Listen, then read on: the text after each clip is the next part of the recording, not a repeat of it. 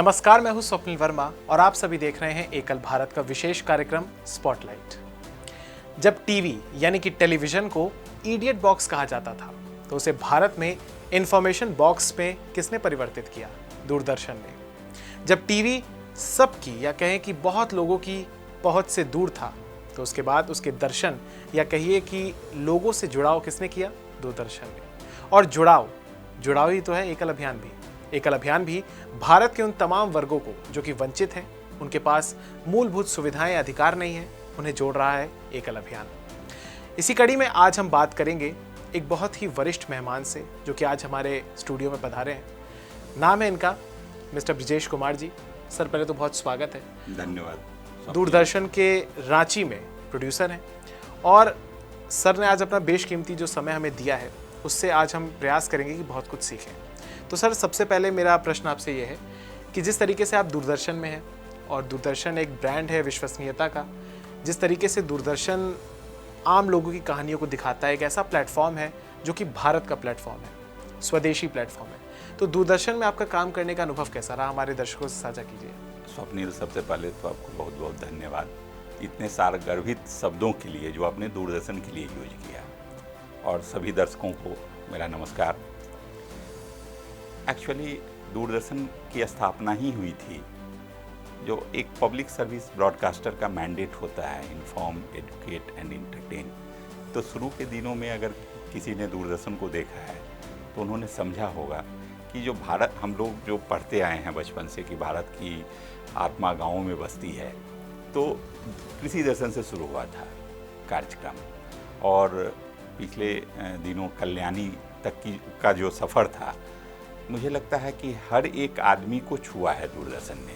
हर एक आदमी के नीड को एक्चुअली क्या है, किसी भी पब्लिक सर्विस ब्रॉडकास्टर के लिए, दुनिया के किसी भी पब्लिक सर्विस ब्रॉडकास्टर को जब आप पढ़ेंगे तो पता चलेगा कि जो कमर्शियल टेलीविज़न है ना, और जो पब्लिक सर्विस ब्रॉडकास्टर है, एक थीन लाइन है दोनों के बीच में।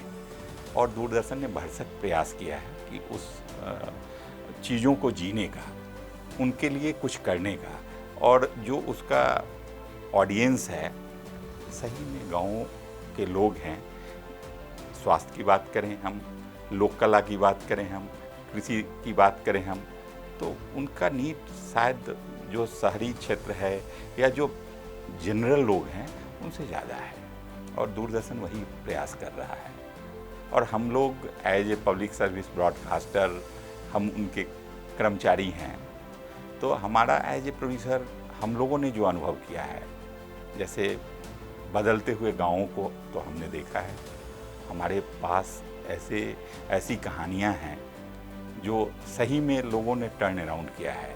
अगर हम आज 5 ट्रिलियन इकोनॉमी की बात कर रहे हैं, तो किसी गांव की कहानी को आप माइनस नहीं कर सकते हैं, क्योंकि 140 करोड़ की आबादी में 5 ट्रिलियन जब हम इकोनॉमी की बात करते हैं, तो जब पर कैपिटा जो इनकम है, उसमें जो उनका कंट्रीब्यूशन है, उसको आप कैसे नज़रअंदाज कर सकते हैं। और मुझे तो मतलब कहने में अच्छा लग रहा है कि गर्व भी महसूस मैं कर सकता हूँ कि जो आपकी संस्था है एकल, at certain point of time गाँव में जो आप लोगों ने काम किया, जो चेंज हम लोगों को रिकॉर्ड करने का मौका मिला, मतलब अब तो अगर हम किसी को कहते हैं तो उसको लगता है कि अच्छा सही में यहाँ कोई पुल नहीं था।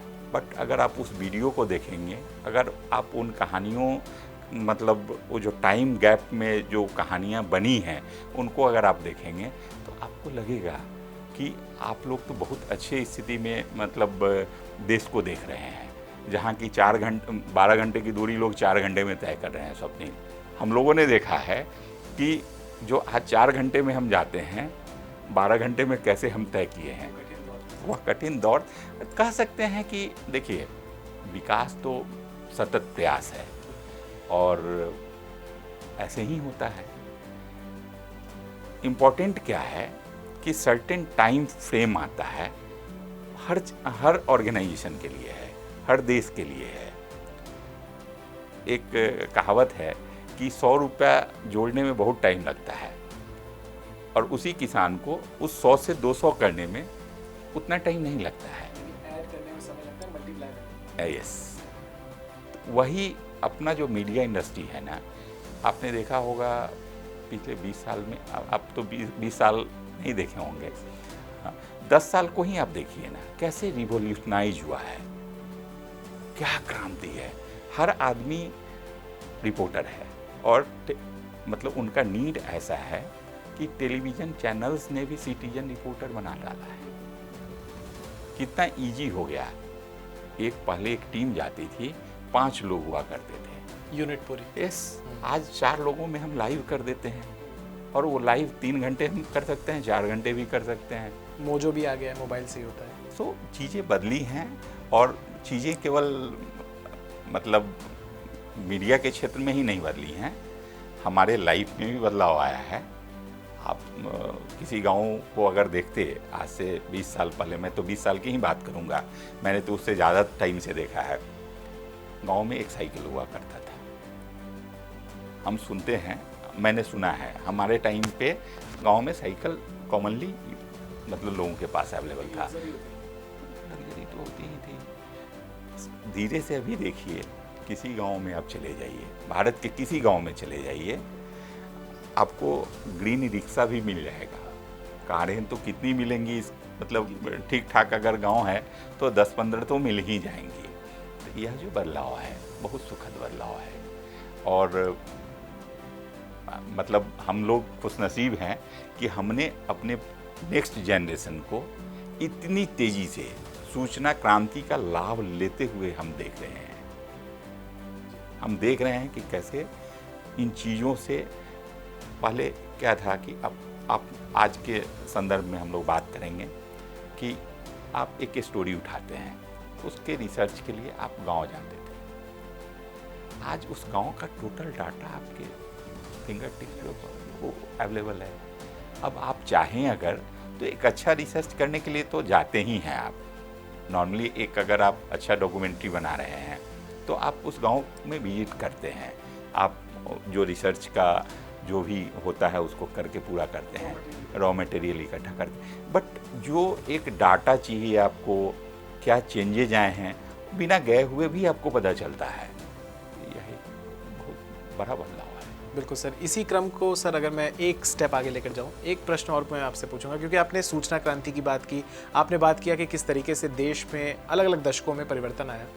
सर ऐसे समय में जब हमारे पास पहले जो खबरें होती थी वो अखबार में, रेडियो के माध्यम से आती थी, फिर टेलीविज़न में आया, अब मोबाइल फ़ोन्स में आ गया है और हर कोई आप देख सकते हैं कि एक व्हाट्सएप पर कार्ड पढ़ के या इंस्टाग्राम पर कार्ड पढ़ के भी खबर को जान लेता है।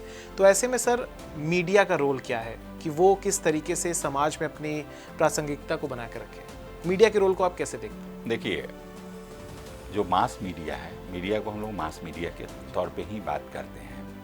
मास मीडिया भी इन बदलावों से गुजरा है और अपने को उस रूप में ढाला भी है। कैसे? जो बड़े बड़े समाचार पत्र हैं सारे के डिजिटल संस्करण हैं। क्यों? इसकी आवश्यकता क्यों हुई? हम जिस पब्लिक सर्विस ब्रॉडकास्टर की बात कर रहे हैं वो भी एक प्लेटफॉर्म लेके आए हैं हम लोग, वेव्स करके, जिस पे आप सारी चीज़ों को देख सकते हैं। आज से 40-50 साल पहले का कंटेंट भी उपलब्ध है और जो रिसेंट का कंटेंट है और जो मिनट दर मिनट चेंज हो रहा है उसका अपडेट हम लेके आए हैं। इसलिए कि जो दर्शक है उसका नीड बदल गया है। अब आप चलते फिरते, टेलीविज़न लग्जरी हुआ करता था, अब टेलीविज़न आपके मोबाइल में है। व्यूइंग इतना इजी हो गया है, इतने ईज पे आ गया है कि व्यूअर के पास इतना मतलब उपलब्ध है मटेरियल कि अब तो मुश्किल है कि क्या देखेगा और क्या नहीं देखेगा। इतना मतलब अमाउंट है उसके पास, इतने ह्यूज अमाउंट में है। अब आप समझिए, एक छोटी सी घटना होती है, ब्रेकिंग न्यूज के लिए मारामारी होती है, बहुत बार होता है।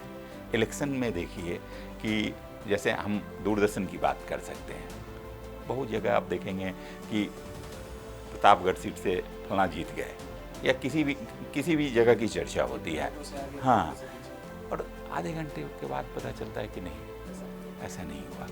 तो इसको चेक करने की आवश्यकता है और सरकार इस पे काम भी कर रही है एक प्लेटफॉर्म भी बनाया गया है जहां आप इन चीज़ों को फैक्ट चेक कर सकते हैं। सर लेकिन इसी पे माफ़ी चाहूँगा, आपको रोक रहा हूँ मैं, इसी पे एक सवाल और आता है कि कई बार आपने बोला कि हम वो या मीडिया जो है वो भाग दौड़ में लगा रहता है कि कौन पहले ब्रेक करेगा, लेकिन कई बार क्या होता है कि फेक न्यूज़ ज़्यादा तेज़ी से फैल जाती है बजाय इसके या बनस्पत इसके कि जब तक उसका वेरिफिकेशन आता है। जैसे हाल ही में हमने देखा कि टोल टैक्स को लेकर एक आया कि 2 व्हीलर्स पर भी लग जाएगा, फिर बाद में बहुत टाइम के बाद जो NHAI उसने वेरीफाई किया।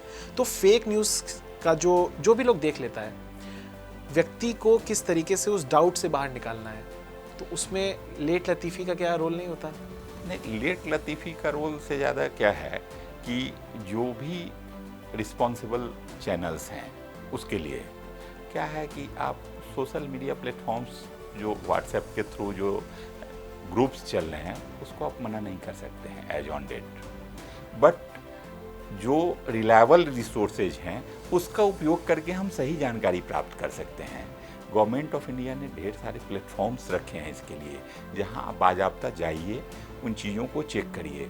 यह तो होगा ही, इतने ह्यूज अमाउंट में जब सूचनाओं का आदान प्रदान होगा तो हम कैसे मान के चल सकते हैं कि उसमें ऐसे कुछ लोग नहीं होंगे जिनकी मंशा गलत हो, अराजक तत्व। तो उनका तो हमेशा से उनका काम रहा है, but at the same time जो हम रिस्पॉन्सिबल लोग हैं उनकी रिस्पॉन्सिबिलिटी बनती है। इवन कि जो पहले इंटेंसिटी था रिस्पॉन्सिबिलिटी का, उससे बड़ा इंटेंसिटी होता है कि आप एक तो सही सूचनाओं का मतलब संचारण करिए ही करिए, और साथ में जो गलत सूचनाएं एकत्र हो रही हैं या गलत सूचनाओं को एक प्लेटफॉर्म मिल रहा है उसको भी कैसे मतलब कम किया जाए, उसकी दिशा में प्रयास सरकार के लेवल पे भी काफ़ी किया जा रहा है। और जो अच्छे हाउसेज हैं वो भी अपने स्तर पे कर रहे हैं। जैसे आप अच्छे किसी भी समाचार पत्र या चैनल पे जल्दी से ऐसी सूचनाओं को नहीं देखेंगे, वो परहेज करने लगे हैं। वेरीफाई करते हैं, यस, कुछ घटनाएं हुई हैं पिछले कुछ दिनों में, उसके बाद लोगों ने प्रिकॉशन लेना शुरू किया है। तो मतलब अंत में फिर वही बात आती है कि बहुत बड़ा देश है, 140 करोड़ आबादी है, नियरली 90 करोड़ लोगों के हाथ में मोबाइल है, और जिसमें मतलब इंटरनेट कनेक्शन जो है सस्ता नहीं है उनका। मतलब अब तो सोचने की बात यह है कि क्या हमारा नेक्स्ट जनरेशन केवल बुक नहीं पढ़ेगा, केवल मोबाइल देख के ही जिंदा रहेगा क्या? क्योंकि जो बुक्स हैं उनकी तो अपनी मतलब प्रासंगिकता के साथ साथ जो इन्फॉर्मेशन है तो सारा कुछ आप गूगल के थ्रू नहीं पढ़ सकते हैं। आप किंडल पे एक पढ़ने जाइए और पढ़ते पढ़ते पता चलेगा कि अगर आप बहुत उसके मतलब एकदम क्या कहेंगे कि आप उसमें डूबे हुए नहीं हैं तो आपको फिर एक दूसरा लिंक दूसरे जगह लेके जाएगा। सर ऐसे ही इससे एक बात याद है ना कि जब मुझे किसी बड़े ने बोला था कि जब आप किताब पढ़ते हो तो वो जो पन्ना आप छूते भी हो ना, उसका भी एक फील आता है, उसको भी तभी वो किताब से जब आप पढ़ते हो वो गूगल के बराबर नहीं हो सकता। और अब तो चैट GPT भी आ गया है। हाँ, एक चीज़ बताना चाहेंगे, एक्चुअली ना टेलीविज़न या जो मतलब मास मीडिया है उसका जो कॉन्सेप्ट था ना, वो सूचनाओं का तो मतलब आदान प्रदान था ही, साथ ही लोगों को जागरूक करना था। एक सर्टेन टाइम पे समय बदला है, चीज़ें बदली हैं, तो इसका जो गलत प्रयोग हो रहा है या इसका जो दुरुपयोग हो रहा है, हम सब लोगों की रिस्पॉन्सिबिलिटी है। हम इन चीज़ों को रिपोर्ट कर सकते हैं, इसकी भी व्यवस्था की गई है। तो हम एज ए जागरूक नागरिक इन चीज़ों में अपना योगदान तो दे ही सकते हैं। अब इस क्रम में मैं आगे और बढ़ूंगा और मैं आपसे पूछना चाहता हूं सर कि आपका एकल अभियान के साथ जो जुड़ाव रहा है, क्योंकि जब हम ऑफ कैमरा बात कर रहे तो आपने बताया कि आपको 2 दशक हो चुके हैं जब से आपने एकल को पास से देखा, नज़दीक से देखा। और एकल की जो पुरानी वीडियोज़ हैं, मैं आपको बताना चाहूँगा दर्शकों कि एकल का जो शुरुआती कंटेंट था वो सर के द्वारा ही था, चाहे वो प्रोग्राम के नाम हो, प्रोग्राम का क्रिएशन हो, विजुअल्स हो, जो भी मुहैया कराया, जो भी उपलब्ध कराया वो सर द्वारा ही कराया गया। तो सर एकल अभियान को किस तरीके से आप देखते हैं अपने पूरे जीवन में? मुझे लगता है कि उसको अगर हम माइनस करते हैं तो मतलब वीडियोज तो हम लोगों ने काफ़ी बनाए हैं अदर देन एकल, बट जो कहानियाँ आपके यहाँ से निकली है और झारखंड के शायद ही कोई ज़िला बचा हुआ हो, और स्पेशली गिरिडीह या चक्रधरपुर का जो इलाका है, वहाँ जो उन लोगों ने चेंज किया है, एकल ने उनको टेक्निकल सपोर्ट दिया, एकल ने उनको सारा टेक्निकल क्या सपोर्ट दिया। अब आप समझिए कि कोई गांव या कोई आदमी कल्पना ही नहीं कर सकता है कि रॉकी मटेरियल पे, मतलब रॉकी ज़मीन हो, पथरीला ज़मीन हो और उस पर खेती करे। ऐसा ही एक गांव था जब हम गए थे और भाई साहब ललन शर्मा जी ने मुझे दिखाया कि देखिए, आप विश्वास कीजिएगा, हम लोगों ने उसको शूट किया। तब मतलब तब की बात थी, हाँ, दौर ही कुछ और था और हर तरफ हम लोग भी सोचते थे, अविश्वास टाइप था एक्चुअली कि अरे यार कैसे संभव है। मैं भी एक किसान परिवार से हूँ, मुझे भी तो पता है कि खेत की मिट्टी अच्छी होनी चाहिए। आप जान के हैरान हो जाएंगे, उस गांव ने सही में कर दिखाया। और आज के दौर में अगर किसी के घर में 2-4 लोग आते हैं तो हम लोग कितना सोचते हैं क्या खिलाएंगे। मतलब हम करीब 5-6-7 लोग थे हम लोग, और उन लोगों के चेहरे पे कोई सिकन नहीं थी। उन्होंने कहा कि सर, हम जब तक आपको फील्ड घुमा के लाएंगे ना, हमारे यहाँ खाना खाइएगा। तो हम लोग बोले कि अरे यार, आप काहे खिलाइएगा। मतलब जो मेरी भावना थी मैंने व्यक्त किया। तो बोला कि अरे सर, एकदम शुद्ध एकल सब्जी है, शुद्ध एकल चावल है, और एक बार खा के देखिए, अगर स्वाद आप इससे पहले पाए होंगे तो हम समझेंगे कि कुछ कमी हम में रह गई है। और अद्भुत स्वाद था। मैं तो गांव से हूँ तो मुझे तो अच्छा ही लगा। हमारी जो एंकर थी उसने कहा कि सर, मैंने अपने जीवन में नहीं खाया था ऐसा मतलब ऐसी सब्जी नहीं खाई थी। और उन लोगों ने 7 लोगों के लिए बनाया था और 20 लोगों को खिलाया। हाँ, तो एक बार मैंने कहा, परमाडीह गांव में एक किसान थे, कि अरे भाई, अब तो आप लखपति हो गए। बोला क्या सर, मतलब हमको डाउनग्रेड ही करके रखिएगा, अब कह भी दीजिए करोड़पति हो गए हम। तो यह उनकी भावना थी। ऊंचा सोचते ही नहीं है। इन लोगों ने जैसे एकल के सपोर्ट को मतलब ग्रास्प किया है, सीखा है और उसको लेके आगे गए हैं और भूले नहीं हैं। इम्पोर्टेंट क्या है कि एक सिस्टम आता है, लोगों को खड़ा करता है, उसके बाद लोगों को लगता है कि नहीं, सिस्टम की आवश्यकता हमको नहीं है।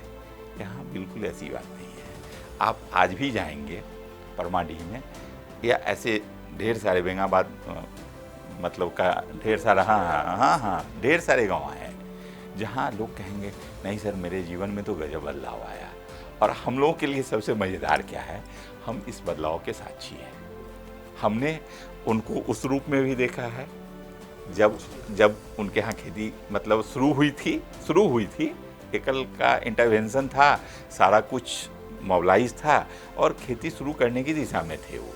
तो उस समय जो उनकी आर्थिक स्थिति थी, और 5-7 साल 10 साल होते होते तो 2019 में उन्हीं का एक वीडियो मैं दोबारा बना रहा था। दिल्ली से चर्चा थी कि भाई कुछ अच्छे लोगों का वीडियो बनना चाहिए, तो मुझे लगा कि उससे अच्छा कौन हो सकता है। तो बहुत मज़ेदार रहा। मैं तो ऐसे बहुत शानदार लोगों ने। अच्छा क्या है इस पूरे प्रोसेस में कि आप जिनके लिए काम कर रहे हैं ना, वो सही में आर्थिक रूप से समृद्ध हो रहे हैं। तो यह मज़ेदार है। बहुत बार हम कोशिश करते हैं, आप किसी को सपोर्ट करते हैं, बट वो सपोर्ट जो है वो सस्टेनेबल नहीं होता है। जब आपकी व्यवस्था में एक सस्टेनेबल व्यवस्था खड़ी होती है, जहाँ की आप जो गांव है उस शहर से कम्पीट करता है। गांव कहता है कि सर, ये टाइल्स शहर में कौन लगाता है, देखिए सर 4x4 का टाइल्स लगा है। 20 किलो दूध सर होता है, 6 किलो हम घर में खाते हैं। आप बताइए, मतलब समृद्ध भारत में, मैं समृद्ध भारत शब्द यूज कर रहा हूँ। कोई शहर बताइए और कोई परिवार बताइए जो 6 किलो दूध लेता हो एक दिन के लिए। गांव में ही संभव था। तो इन चीज़ों को हमने देखा है और सही में मतलब शायद वह एक स्वर्णिम समय था। आज जिसकी चर्चा हम लोग कर रहे हैं, उन लोगों ने, उनके बच्चों की पढ़ाई लिखाई अच्छे स्कूल्स में हुई केवल इस इंटरवेंशन के चलते। और उन्होंने भी इनके इंटरवेंशन को मदद किया। कैसे? जो इन आपका ऑब्जेक्टिव था, एकल का ऑब्जेक्टिव था कि आप पेस्टिसाइड्स यूज मत करिए, केमिकल यूज मत करिए, आप ऑर्गेनिक खेती करिए। उन्होंने कहा कि उनका कथन है, सर मैं ऑर्गेनिक खेती करके दिखाऊंगा कैसे होती है ऑर्गेनिक खेती। और कोई गांव ऐसे कहता है, कोई कस्बा ऐसा कहता है, किसी इलाके से आप 10, 15, 20 स्टोरी निकालते हैं, तो मुझे तो लगता है सफलता मतलब इसके आगे कुछ होता नहीं है। प्रत्यक्ष को प्रमाण की आवश्यकता क्या होगी? वह तो आज भी कोई जाके देख सकता है। जो हम लोग जिन चीज़ों की चर्चा कर रहे हैं वो आज भी देख सकता है, क्योंकि खेत की मिट्टी, आपके स्टूडियो का जो फ्लोर है इसके नीचे कंक्रीट है, इसके ऊपर अगर आप मिट्टी भर देते हैं तो नीचे का कंक्रीट तो बदला नहीं है। वही स्थिति उन गांवों की भी है। उन्होंने अपने मेहनत से, आपके इंटरवेंशन से बदलाव तो लाया है, बट जो परत एक मतलब चट्टान का था उसको तो बदल नहीं पाए, लेकिन अपने किस्मत को तो उन्होंने बदला है। तो यह एक मतलब मुझे लगता है कि एकल का बहुत शानदार प्रयास था, और मतलब जितना शानदार प्रयास था उससे दुगुने तरीके से जो लाभुक थे उन्होंने इसको लिया। और आज भी उनके जीवन में जो ऑर्गेनिक फार्मिंग है, अब तो प्राकृतिक खेती पे भी आप लोग चर्चा करते हैं, तो मुझे लगता है कि बहुत अच्छे तरीके से चल रहा है। यानी कि लर्न एंड ट्रांसफॉर्म को उन्होंने अपनाया है। सर अब इस इंटरव्यू के अंतिम प्रश्न की तरफ मैं बढ़ूंगा। अंतिम प्रश्न मेरा आपसे सर बड़ा अहम है, क्योंकि आजकल हम लोग देखते हैं सर कि वैसे मैंने जो ऑब्जर्व किया है उसके अकॉर्डिंग मैं आपको बताऊंगा कि हम सब लोग बड़ी ही मटेरियलिस्टिक चीज़ों की तरफ जा रहे हैं। वस्तु का बोध हमारे जीवन में काफ़ी ज़्यादा हो गया है, लेकिन इस बीच कितना अहम है कि किसी भी व्यक्ति का जुड़ाव उसका ज़मीन से रहे, सहजता, सरलता उसके जीवन में रहे, क्योंकि वो कहते हैं ना कि हम बैक टू स्क्वायर वन आ जाते हैं। हाँ। एक समय में हर व्यक्ति। यह आपने बिल्कुल सही कहा है। ज़मीन से जुड़ाव जो है ना वो आपको जिंदा रखता है, और जिन लोगों की हम चर्चा कर रहे हैं उनको हम इसीलिए याद कर रहे हैं। वो केवल एक स्टोरी नहीं है। उन इलाकों में आप जब चर्चा करते हैं तो उनकी चर्चा होती है। क्यों होती है? वो भी जा सकते थे गुड़गांव का माने। आपको ऐसे किसान मिलेंगे जिन्होंने 75-76 में इंजीनियरिंग किया है बीआईटी मेसरा से, और बीआईटी मेसरा देश के मतलब प्रसिद्ध इंजीनियरिंग कॉलेज में से एक है, और उसके बाद उन्होंने खेती ऑप्ट किया है। तो एक्चुअली जो ज़मीन से जुड़ा हुआ है ना, वही आज समाज का जो मतलब एक वर्ग है वो कुछ अलग सोचता होगा, बट जो इंस्पिरेशन कहते हैं ना हम, जो मोटिवेशन कहते हैं, एक्चुअली वही है। उन्हीं लोगों को देख के हम कल्पना कर रहे हैं कि 2047 में विकसित भारत होगा। हम 30 ट्रिलियन इकोनॉमी की बात करते हैं। कौन करेगा? यही आधार बनेंगे, और इनको पुश करने की आवश्यकता है। जो लोग ज़मीन से जुड़े हुए हैं, हम उत्तराखंड की बात करते हैं। उत्तराखंड में कुछ लोग हल्दी उपजाते हैं और कुछ लोग झारखंड में हल्दी उपजाते हैं, और उन दोनों के हल्दी का क्वालिटी ऑलमोस्ट ऑल सेम है। क्यों? जो ज्योग्राफिकल रीजन है, मतलब बाय डिफ़ॉल्ट कहते हैं कि ऑर्गेनिक है। वो चाह के भी जो स्टीप वाला इलाका है वहाँ कहाँ फर्टिलाइज़र और केमिकल का यूज करेंगे। वो तो करेंगे अपने लिए, दूसरे के खेत में चला जाएगा। तो ज़मीन से जुड़ाव हम आप जितने जुड़े रहेंगे ना, शायद जिंदा रहेंगे।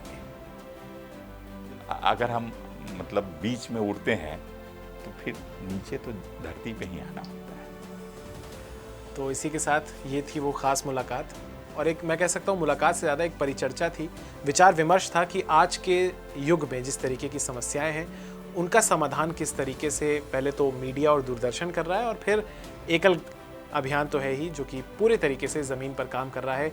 जो लोग जिनके पास सुविधाएं नहीं हैं, उनके पास किसी चीज़ का लैक है, रिसोर्सेज का लैक है, तो उनको एक ढाल बन रहा है, उनका सहारा कैसे बन रहा है एकल अभियान। मैं उम्मीद करता हूँ कि आज का ये विशेष कार्यक्रम आपको पसंद आया होगा। सर आपका बहुत बहुत धन्यवाद। धन्यवाद स्वप्निल आपका, और एकल का भी।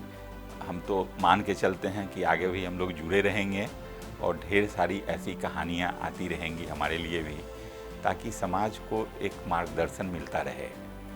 ऑर्गेनिक खेती आज के डेट में मुझे लगता है कि सरकार का जो प्रयास है उसके हिसाब से गाँव हर लोगों तक पहुंच रहा है।